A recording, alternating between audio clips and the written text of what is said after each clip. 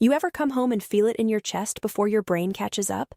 That gut-deep knowing that something is wrong, not in a small way, not in a someone left the milk out way, but in a way that rearranges everything you thought you knew about the people who share your blood? That's where this story starts. I stepped out of a taxi on a Tuesday afternoon in August, still wearing my dress blues. 6 months in a place I'm not allowed to name, doing work I'll never be able to talk about at dinner parties.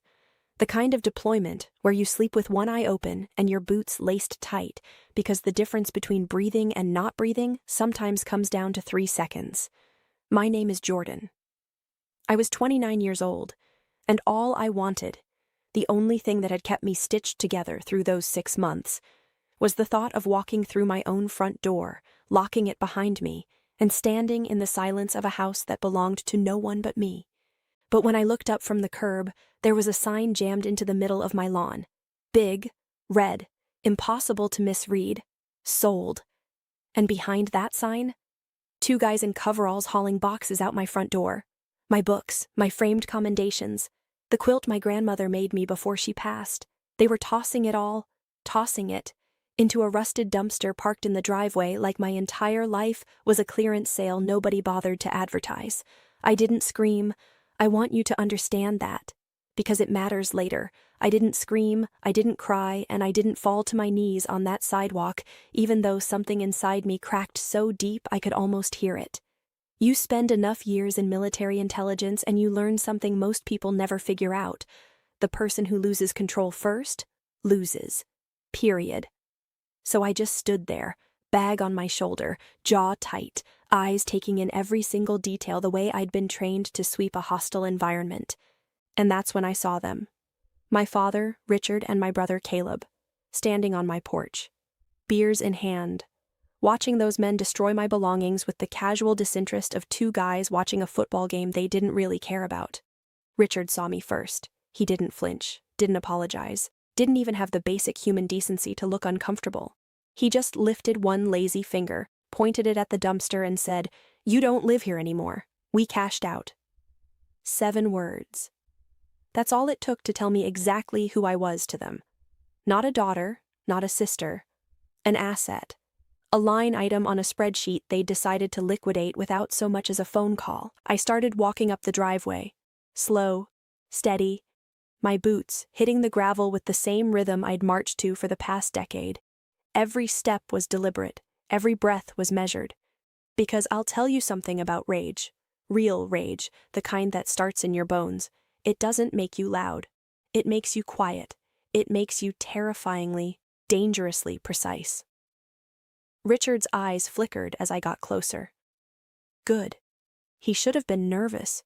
He was expecting the old Jordan, the one he could bulldoze, guilt-trip, and gaslight into handing over whatever he wanted. The daughter who spent her whole childhood trying to earn a love that was never actually on the table, that Jordan died somewhere over the Atlantic. The woman walking up this driveway was someone he'd never met. I stopped at the bottom of the porch steps, looked up at both of them. They had the high ground, literally standing above me, and I know Richard designed it that way. He always needed to feel bigger than everyone in the room. It was the only way he could function. But here's the thing. I'd spent the last 6 months staring down people who actually wanted to kill me. 2 middle-aged men with beer guts and Bud Lights weren't going to make me feel small. Not today. Not ever again. Caleb got into some trouble, Richard said, casual as Sunday morning, like he was telling me the lawn needed mowing. He took a long pull off his beer and shrugged. Owes the wrong people money. $120,000. We had to move fast. We. That word hit different. We? I said. Flat. No emotion. I don't remember being part of any we that decided to sell my house. Family sacrifices for family, Jordan. He snapped it out like scripture, like a commandment carved in stone that I was supposed to kneel before. You're single. You live in barracks half the year. You don't need a house. Your brother needed a lifeline. I looked at the house behind him. My house. I bought it at 22 with money I earned, sleeping in the dirt and dodging things I still see when I close my eyes. Hazard pay and combat bonuses, every dollar soaked in adrenaline and fear. I renovated it myself.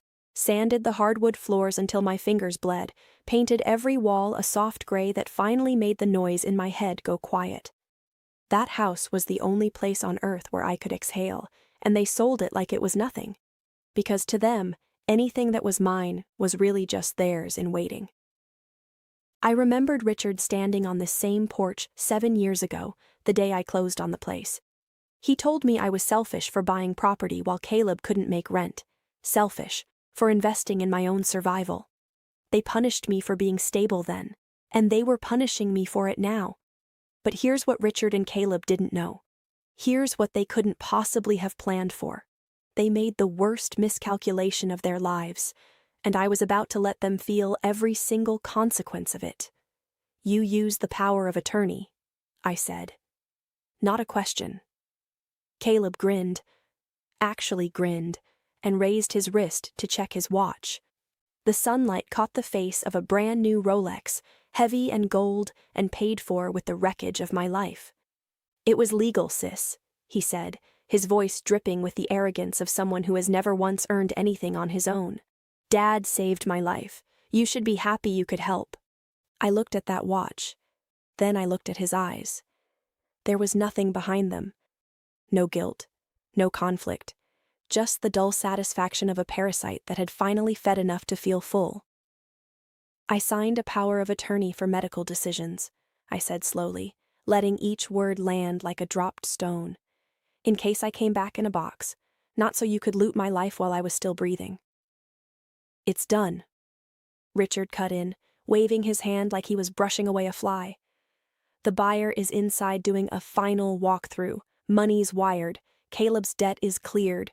You can stay at the motel off the highway until you redeploy. It's not a big deal. Not a big deal. That was the moment the last thread snapped. Not with a sound, not with tears. Just a quiet, clean break somewhere deep inside me. The part that had spent 29 years hoping these people might one day see me as something more than a resource to drain. They hadn't just stolen my house, they had erased me, reduced my entire existence to a number on a wire transfer. I wasn't a daughter or a sister, I was inventory. But they had made a critical mistake.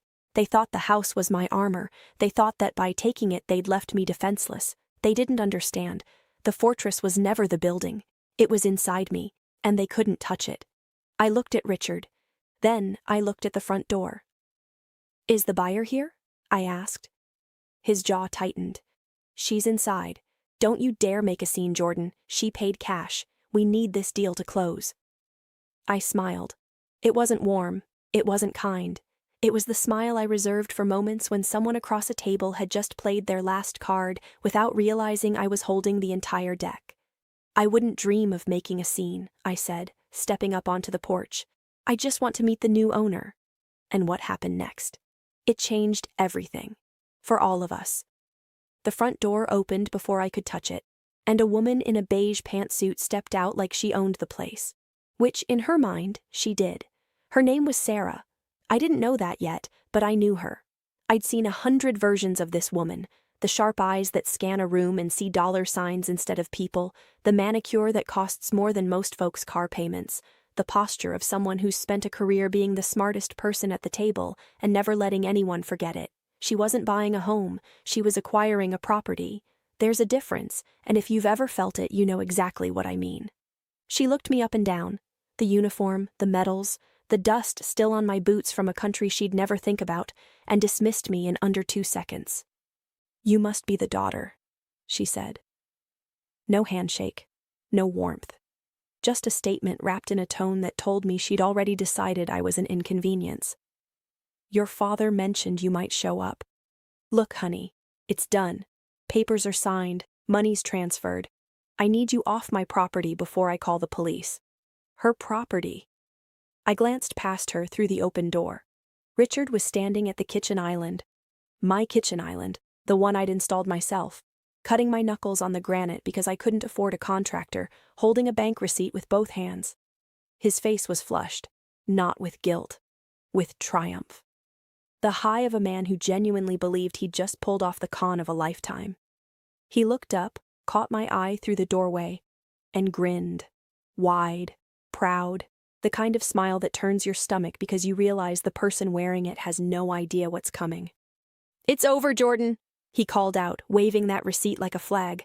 120,000, wired straight to the Sharks. Caleb's clear. The rest is in a secure account. You can't touch it. He wasn't sorry. Let me say that again because I need you to really hear it. He was not sorry. He had stolen from his own daughter, his child who was overseas risking her life, and he was celebrating. He was popping the cork on the champagne while my belongings rotted in a dumpster 10 feet away. I turned back to Sarah. "You wired the full amount?" 650,000, she said, checking her watch like I was wasting her afternoon. "Cash. Cleared 10 minutes ago. Now seriously, get off my porch." I didn't move. I let the silence do what silence does best, make people uncomfortable. Sarah shifted her weight. Richard's grin faltered, just a fraction. Caleb took a sip of his beer, but I caught his hand shaking slightly. "Good. Let them marinate. See, there's a moment in every operation, every single one, where the balance tips, where everything that's been set in motion clicks into place and the only thing left to do is open your hand and show them what you've been holding." I'd been waiting for this moment for 6 months, lying in a bunk 7,000 miles away, running every scenario, gaming out every possible move they might make, and preparing for this exact second. "You really should have waited for the title search," I said. Quiet, almost gentle. Sarah scoffed, actually scoffed. "I buy distressed properties for cash all the time. I skipped the title search to beat the market. I know what I'm doing." "Do you?" I reached into the inside pocket of my jacket, slowly, deliberately. The document I pulled out was a single piece of paper. It wasn't a weapon, but I promise you, it was about to do more damage than anything I'd ever carried in a combat zone. "Because if you'd run that title search," I said, unfolding it carefully, "you would have seen that Richard doesn't own this house. He has power of attorney." Sarah shot back, but her voice had changed. There was a crack in it now, hairline thin, but I heard it. Her eyes darted to the paper in my hand, the way a person's eyes dart to a spider they just noticed on the wall. I saw the document myself. "He has a general power of attorney," I corrected, "which gives him the right to act on behalf of Jordan, the individual. But here's the problem. Jordan, the individual, doesn't own this property anymore." I held up the document. Certified copy, official seal, dated and stamped 48 hours before I boarded a plane to a war zone. "I transferred the title to the Jordan Revocable Living Trust 6 months ago," I said, and I watched every word land like a stone dropped into still water. "My father is not a trustee. He has zero authority over the trust's assets. He cannot sell what he does not own." The silence that followed wasn't silence. It was a vacuum, the kind that sucks all the air out of a room and leaves everyone gasping. I looked past Sarah to Richard. He had frozen mid-celebration, the bank receipt still clutched in his hand, but it didn't look like a trophy anymore. It looked like evidence. "That signature on your sale contract," I said, pointing to the papers Sarah was gripping so hard her knuckles had turned white. "That's not a valid sale, it's forgery, and since the funds were wired across state lines based on fraudulent documents, that's federal wire fraud. That's not a state court problem, Sarah, that's FBI territory." She snatched the trust document from my hand. I let her take it. I watched her eyes move across the legal text. The dates, the trust seal, the notary stamp. I watched the color drain from her face in real time, like someone had pulled a plug at the base of her skull and all the blood just left. The deed she was holding, the one she had just paid $650,000 for, was worthless. Every penny she'd wired was gone, sent to loan sharks who don't do refunds. "You," she whispered, turning to Richard. Her voice was barely human. "You said you had full authority." "I do!" Richard shouted, rushing toward the door. The panic had finally hit him. I could see it breaking through the arrogance in real time, the sweat on his hairline, the way his hands couldn't stay still, the pitch of his voice climbing like a man who just realized the floor beneath him isn't there anymore. "I have the POA. It's right here. It covers—" "Read the fine print, Dad," I said. Cold, steady, The way you speak when you've already won and everyone else just hasn't caught up yet. It covers medical decisions and personal bank accounts.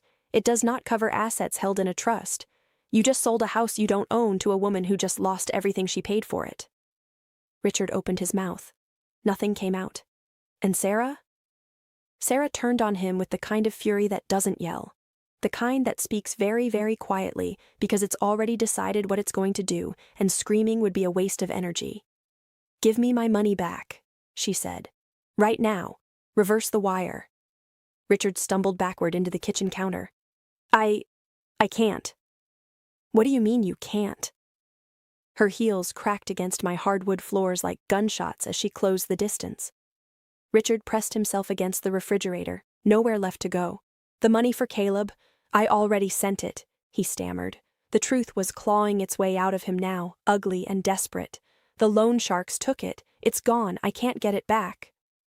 Silence. Not the dramatic kind, the real kind, the kind that settles over a room when everyone in it suddenly understands that something irreversible has happened, and no amount of talking, screaming, or begging is going to undo it. Sarah stared at Richard. Caleb stared at the floor. And I stood in the doorway of my own home, arms crossed, watching the controlled demolition of two men who thought they could rob me and call it love. They wanted quick cash. They wanted to bypass me, use me, erase me. Instead, they walked face first into a minefield I'd buried 6 months ago, back when I still hoped they wouldn't step on it, back when some small, stubborn part of me still prayed they'd prove me wrong. They didn't, and now there was nowhere left to run. Sarah's hands were shaking when she pulled out her phone. Not from fear, from the specific brand of fury that only comes when someone realizes they've been made a fool of, and the person who did it is standing 3 feet away with nowhere to hide. She dialed 911 without hesitation. No pause, no second guessing. This was a woman who'd spent her career making fast decisions with large amounts of money, and she had just calculated, in real time, that Richard was not a business partner. He was a crime scene. "I need to report a fraud in progress," she said into the phone. Her voice was steady now, controlled. The trembling had moved inward, replaced by something harder. "Significant theft. Yes. The perpetrator is still here." Richard watched her make that call the way a man watches a car accident happening in slow motion, eyes wide, mouth slightly open, brain refusing to accept what was unfolding even as it unfolded right in front of him. And then, slowly, like a compass finding north, his gaze drifted to me. I knew that look. God, I knew it. I'd seen it my entire life. It wasn't guilt. It wasn't remorse. It wasn't even fear. Not really. It was the white-hot indignation of a man who has built his entire identity on being right, being in charge, being the patriarch everyone owes, and who has just been exposed in front of an audience. Narcissists don't feel shame the way the rest of us do. They feel ambush. Every consequence feels like an attack. Every mirror someone holds up feels like a weapon pointed at their face. "You did this," he spat. His finger was shaking when he pointed it at me. "You did this." I leaned against the doorframe, arms crossed, breathing steady. "I didn't sign those papers, Richard. I didn't wire that money." "You knew!" His voice cracked down the middle like dry wood. He lurched forward. Caleb grabbed his arm, barely holding him back. "You stood there and watched me do it. You let me sign those papers. You let me send that money knowing it wouldn't hold up." "I gave you a choice," I said. Calm, quiet, the way you talk to someone who's already lost but hasn't stopped swinging yet. "I asked you if you wanted to tell me the truth. You chose to lie. You chose to double down. You chose to celebrate. You set me up." He was roaring now, but he wasn't looking at me anymore. He was looking past me, through the open front door to the sidewalk, where Mr. Halpern from next door and a handful of other neighbors had gathered, drawn by the yelling. That was what broke him. Not the fraud charges, not the money, the audience. Because Richard had spent decades building a very specific image in this neighborhood. The devoted father, the family man who sacrificed everything for his kids, the guy who waved from the driveway and brought banana bread to block parties. And now that mask was lying on the floor in pieces, and every person he'd ever performed for was watching it happen. "You wanted this," he hissed, pacing the kitchen like something caged. "You wanted to humiliate me. You wanted the neighbors to see. You wanted to make your own father look like a criminal in front of— You are a criminal, I said. No venom, no satisfaction, just fact. I didn't make you look like anything. I just turned on the lights. That one landed. I watched it hit him somewhere behind his ribs, in that place where the truth lives even when you've spent your whole life bricking over it. I raised you, he shouted. The classic pivot. When a narcissist runs out of defenses, they reach for the debt ledger, the invisible tally of everything they think you owe them for the basic act of not abandoning you as a child. I gave you everything, and this is how you repay me? By tricking me? By destroying your brother over a house you don't even live in? I looked at him, really looked at him, and for the first time, I didn't see a monster.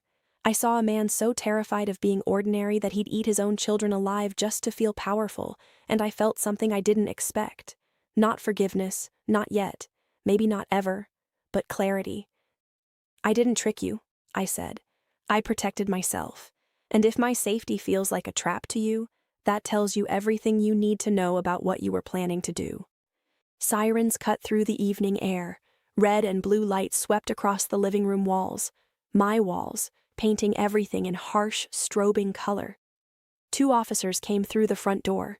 Sarah met them with paperwork and a voice that could cut steel. Richard's shoulders dropped. The fight bled out of him all at once, like someone had uncorked him. They cuffed him without resistance. He didn't say a word as they walked him out. But his eyes stayed on me the entire way to the cruiser, not angry anymore, just lost. Like a man who had finally run out of story to tell himself. The neighbors watched in silence as the man who'd ruled this house for as long as they could remember was folded into the back of a police car. I thought it was over. It wasn't. Caleb stepped into my path before I could turn around. He wasn't panicked like Richard. He was calculating. That was always the difference between them. Richard operated on ego, but Caleb operated on leverage. He held up his phone, screen facing me. On it was a drafted email addressed to my division's inspector general. Fake invoices, he said quietly. Forged bank transfers showing you sold stolen military equipment overseas. One accusation like this, just one, and your security clearance is gone. Career over. Everything you built, finished. He tilted his head, studying me the way a poker player studies a bluff. Drop the charges. Sign the house over to Dad. Or I hit send. I stared at that screen for a long moment. The email was detailed. Whoever helped him put it together had done their homework, at least on the surface. And then I laughed. Not a performance. A real, honest laugh. The kind that starts in your belly and surprises even you. Go ahead, I said. Send it. His thumb hovered over the button. His confidence flickered like a candle in a draft. My finances are audited every single month, Caleb. Every transaction I've made for the last 5 years is logged, tracked, and verified by federal systems you don't even know exist. Your fake invoices won't match a single record on file. If you send that email, you're not exposing me. I stepped closer. Close enough to see the sweat gathering along his hairline. You're confessing to fabricating military documents, to attempted extortion of a service member. That's not a misdemeanor. That's federal time. His phone hand dropped to his side like it weighed 50 pounds. I turned to the officers, still standing on the porch. He just attempted extortion using falsified military documents. I want to press charges. They cuffed him. He screamed that it was a joke, that he wasn't serious, that he would never have actually sent it. But intent is intent. The law doesn't care if you got cold feet after you pulled the trigger. I stood in the driveway and watched both cruisers pull away. The lights faded around the corner, the sirens went quiet, and then it was just me and the crickets and the warm August air settling over a street that had no idea what it had just witnessed. I walked to the lawn, grabbed that big red sold sign with both hands and ripped it out of the ground, carried it to the dumpster, threw it in on top of the pile of my things I'd be sorting through tomorrow. Then I went inside. The house was empty. They'd taken almost everything. The rooms echoed in a way they never had before. But the walls were still that soft gray. The floors I'd sanded with my own bleeding hands were still warm under my boots. I walked to the security panel by the front door, punched in a new code. One clean beep confirmed the change. I slid down the wall and sat on the bare floor with my back against the door. I didn't cry. I didn't celebrate. I just sat there breathing, letting the quiet fill up all the spaces where the noise used to live. I wasn't happy. Not yet. Happiness was going to take a long time, the kind of time you can't rush, the kind that asks you to sit with everything that happened and feel it all the way through before it lets you move forward. But I was safe. For the first time in 29 years, I was safe. Not because someone was protecting me, but because I had finally stopped waiting for the people who were supposed to love me to act like it. And you know what? That was enough. If you've ever had to become the villain in someone else's story just to survive your own, I see you. You're not the bad guy. You're just the one who stopped playing a rigged game. And that takes more courage than most people will ever understand.